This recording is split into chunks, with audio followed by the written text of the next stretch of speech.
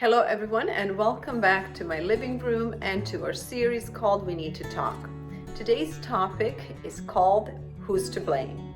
I've been in the United States for over 30 years and I have been running a charitable organization whose focus is reconnecting families and communities in America for over 12 years. With that in mind, I often run into comments from various people how difficult it is to keep the family together, to put family meals at the dinner table, to be home with kids, and how challenging it is to find time to stay connected. So today I would like to kind of brush off a little bit on these comments and also share my opinion about how I see it from my perspective.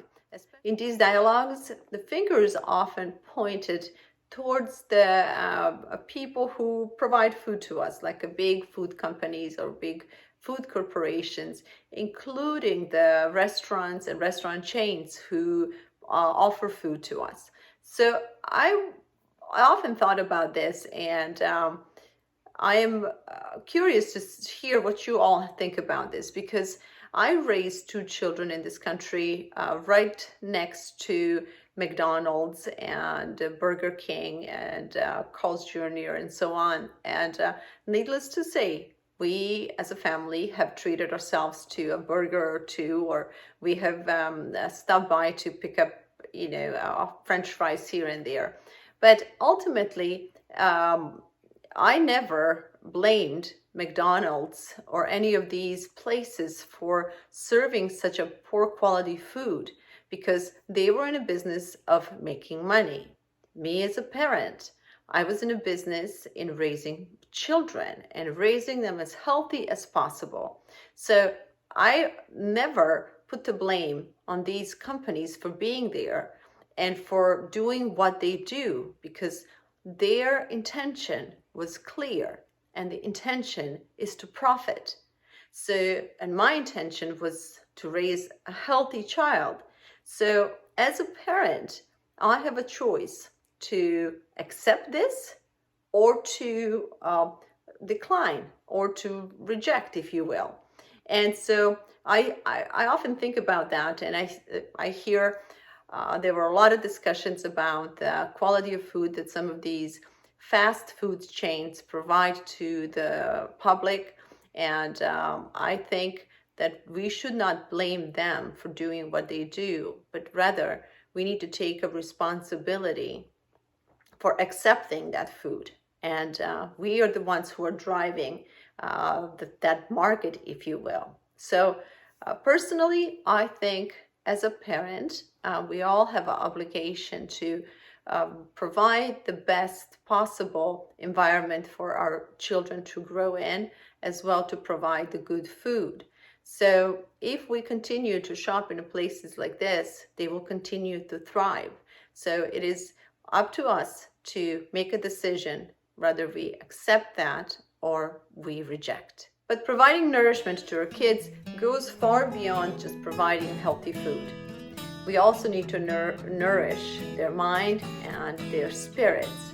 So with that, there's also a lot of discussion about all the social media negative impact on our children, and there's no discussion about that. Social media today it's absolutely poisoning our kids. It's capturing their time, their creative time and growing time into almost numb time, where their lives are put at hold and numbed by these flashes of entertainment. I can go on, and perhaps that would be another video down the road. But the bottom line is, just like the fast food, who's there to profit, so is the social media. And again, I have to take a step back and say, okay, yes, this is what's out there, but I as a parent have to be a buffer to the extent possible, where I will fulfill my kids' time with other activities and other content, so they will not spend that much time on social media. So we as a parents have to take a responsibility and understand that whatever's happening in our kids' lives, although the outside world has an enormous impact, we are the buffer and we are the filter. And it is our biggest and the most important job to really act on that responsibility. It is absolutely crucial that we stop blaming the outside influence on our kids' upbringing and our kids' growth and how they are turning out. We cannot put a school system in charge of our kids' education alone, nor should we put in charge of the outside food producers to make sure that our kids eat healthy. We need to get involved. Nor should we expect of government to resolve these issues, because ultimately the change or the governing should happen from the bottom up versus from the up down.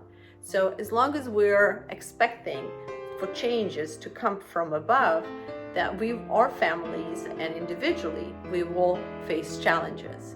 So the most important thing that we can do as an individual, as a family, as a parent, or as a person who's helping raise another life, I think it's very important that we personally assume responsibility and that we create a cell, a healthy cell, from which another healthy cell can grow.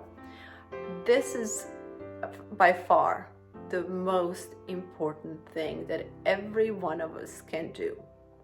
Raising a healthy, and when I say healthy, I'm talking about the mental, spiritual, physical, emotionally healthy human being.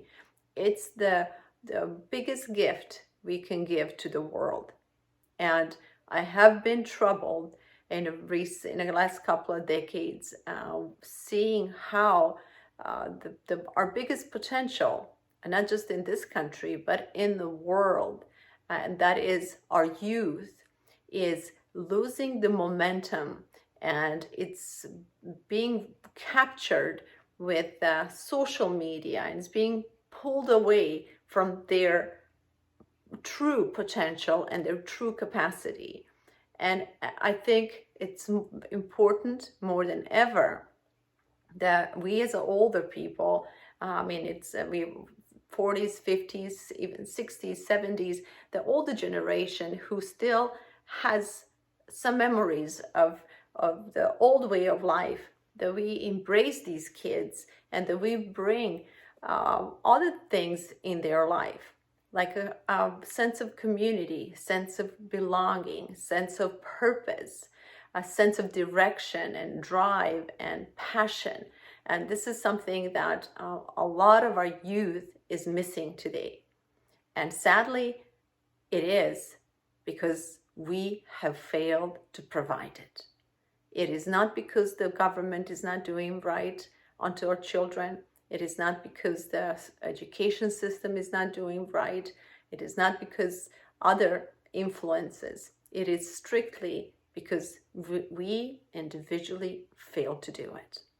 So I don't say this lightly, because I understand that a lot of parents go through all kinds of obstacles and issues when you send your kid to the world, into public educational system or wherever you send your children. They come home with different ideas.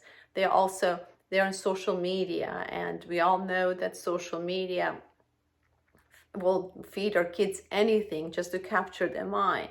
But again, as long as we look to blame somebody else for what's happening in our households, I think we are doing a great disservice to our families and particularly to our kids. During my life and through a lot of obstacles and challenges and the crossroads when I had to make important decisions, I was guided with one thought, which was, it doesn't matter what I accomplish individually. It doesn't matter how far I go. If I neglect my children, if my kids are not doing well, none of this would matter. If I fail to raise decent human beings, and if I fail to give them love and kindness and ability to be happy and productive and to feel good about themselves, I would fail no matter how much I accomplish on the other side.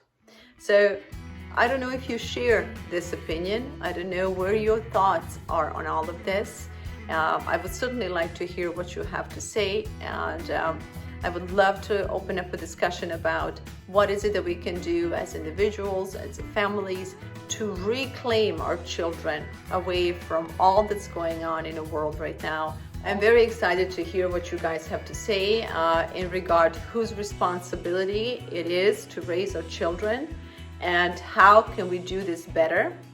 What are your ideas and ways on how to create more quality family time at home, how to keep your kids occupied with good and positive daily activities to keep them away from all that's coming at them.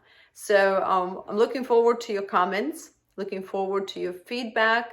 I will continue to share videos like this from my living room, just the thoughts, because my mind is constantly churning and there are a lot of things going on in my head, and I'm finally thinking, okay, just put it out there. Let's see what other people think about it so that common people like us can connect and share our ideas, our thoughts, and maybe help each other to do life right, basically. I mean, the whole point of that is to do the life to our best capacity and to really ignite our mind and our own decision making and use it to navigate our lives in a direction that we think our lives should go.